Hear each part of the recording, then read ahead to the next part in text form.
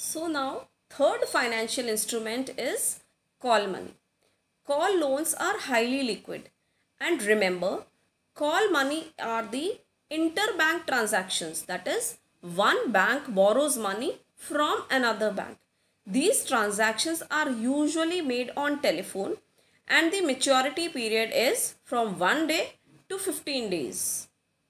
Call loans, being highly liquid, can be converted into cash anytime. They have short maturity period and are used for interbank transactions. One bank borrows money for short duration from another bank. Banks borrow from each other to meet temporary shortage of cash. Banks borrow for maintaining cash reserve ratio, minimum cash balance, which the commercial banks have to maintain, is called the cash reserve ratio, which you have already studied in your economics. So for maintaining this cash reserve, banks may borrow from each other. The call loans are available at highly volatile rates. Volatile rates means which keep on changing shortly. It can change any time, any hour. So these are the call rates which are highly volatile, and call rates change from day to day, even from hour to hour. Therefore, they are known as volatile rates or the call rates.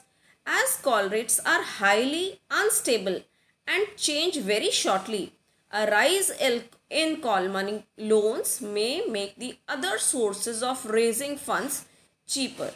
There exists an inverse relationship between the call rates and the other instruments. Next, fourth money market instrument is certificate of deposit. You can see the format of certificate of deposit on your screen. What is the certificate of deposit?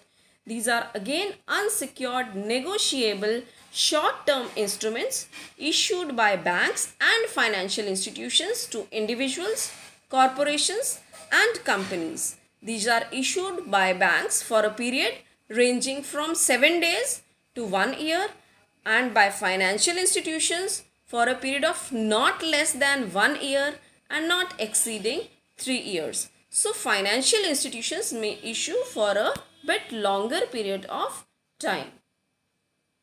Certificate of deposits are transferable documents, as these are also issued by the banks. They are issued for mobilizing large amount of money for a shorter period of time. And the last money market instrument, that is the fifth money market instrument, is commercial bill. These are also short-term negotiable instruments issued for financing credit sales of the firm. As you have already studied in your accountancy about the trade bills or the bills of exchange. So these are the commercial bills. It's a trade bill accepted by the commercial bank, issued for a period of 90 days. Trade bill is drawn by the seller when goods are sold on credit. If these trade bills are accepted, they are discounted by the commercial bank and it becomes the commercial bill.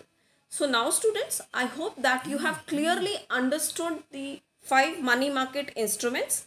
First, treasury bill, then commercial paper, then call money, certificate of deposit and commercial bill.